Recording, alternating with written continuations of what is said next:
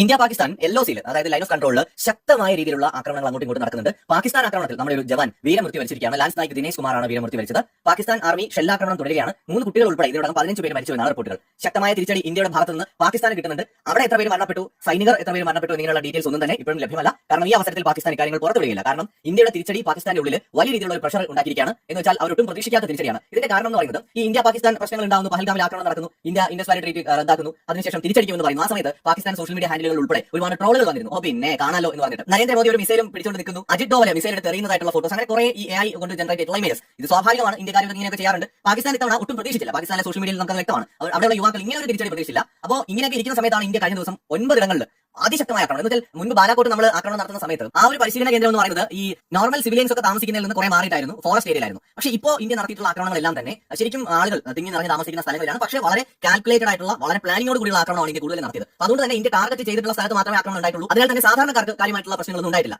എവിടെയാണോ ഭീകരവാദികൾ എന്നത് അത് ടാർഗറ്റ് ചെയ്ത് ഇന്ത്യ ആക്രമിച്ചു, ഭീകരവാദികളാണ് കൊല്ലപ്പെട്ടത്. അപ്പോൾ ഇത് പക്ഷേ എല്ലാവരും കണ്ടു. അപ്പോൾ ഇങ്ങനെയാണ് ഇന്ത്യ ഇങ്ങനെയും ചെയ്യും എന്നൊരു ഭയം ഇപ്പോൾ അവിടെ ഉണ്ടായി. അതേസമയം തന്നെ ഒരു കൂട്ടർ ഇതിന് തിരിച്ചടി കൊടുത്തേ പറ്റൂ എന്ന് പറഞ്ഞിട്ട് ഗവൺമെന്റിന് മേലും മിലിറ്ററിക്ക് മേലും പ്രഷറും ചെലുത്തുന്നുണ്ട്. ഈ പാകിസ്ഥാനിലെ മിലിറ്ററി നിലനിൽക്കുന്നതെന്ന് പറയുന്നത് അവർ ഇന്ത്യയോടുള്ള ശത്രുതയെ ആളി കത്തിച്ചാണ് നിൽക്കുന്നത്. മിലിറ്ററി ജനറൽ 2-3 ആഴ്ച മുമ്പ് പറഞ്ഞത് നമുക്ക് ഓർമ്മയുണ്ട്. അതായത് ഒരിക്കലും ഇന്ത്യയെ നിങ്ങൾ സുഹൃത്തായി കാണരുതെന്നാണ് അവർ പറയുന്നത്. ശത്രുത മറക്കാൻ പാടില്ല.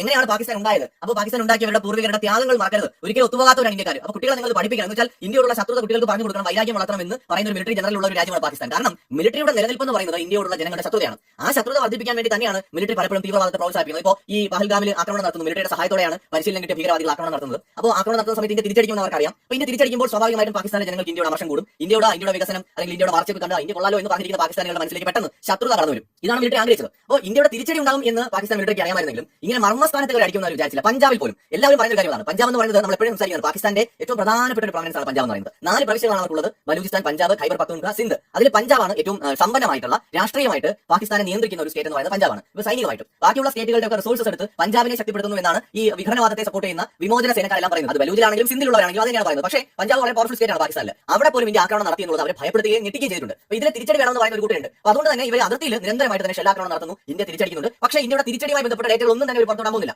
യാതൊരു തെളിവുമില്ലാതെ ഇന്ത്യയുടെ 5 വിമാനമൊക്കെ വെടിവെച്ചിട്ടു എന്ന് വ്യാജ വാർത്തകൾ കൊടുക്കുന്നത് തുടർന്നുകൊണ്ടിരിക്കുകയാണ് പാകിസ്ഥാൻ. കാരണം അവിടെയുള്ള ജനങ്ങളെ അവർക്ക് സാറ്റിസ്ഫൈഡ് ആക്കണം, എന്തെങ്കിലുമൊക്കെ തിരിച്ച് ചെയ്തു എന്ന്. പക്ഷേ അതേ സമയത്ത് തന്നെ മറ്റ് രാജ്യങ്ങളിൽ സ്വാധീനം ഉണ്ടാക്കി ഇന്ത്യ തുടർന്ന് ആക്രമണങ്ങൾ നടത്താതിരിക്കാൻ വേണ്ടിയിട്ട് ഇന്ത്യയുമായിട്ട് ചർച്ചകൾ നടത്താനും പാകിസ്ഥാൻ പരിശ്രമിക്കുന്നുണ്ട് എന്നുള്ളതാണ് ലേറ്റസ്റ്റ് ആയിട്ടുള്ള അപ്ഡേറ്റ്. പക്ഷേ അതിർത്തി ഇപ്പോഴും ശാന്തമല്ല. ഇന്ത്യ പാകിസ്ഥാൻ ലൈൻ ഓഫ് കൺട്രോളിൽ ശക്തമായ ആക്രമണങ്ങൾ 2 ഭാഗത്തും അങ്ങോട്ടും ഇങ്ങോട്ടും നടക്കുന്നുണ്ട് എന്നുള്ളതാണ് ഈ നിമിഷത്തെ ലേറ്റസ്റ്റ് ആയിട്ടുള്ള അപ്ഡേറ്റ്. മറ്റൊരു വീഡിയോയുമായി വീണ്ടും വരാം.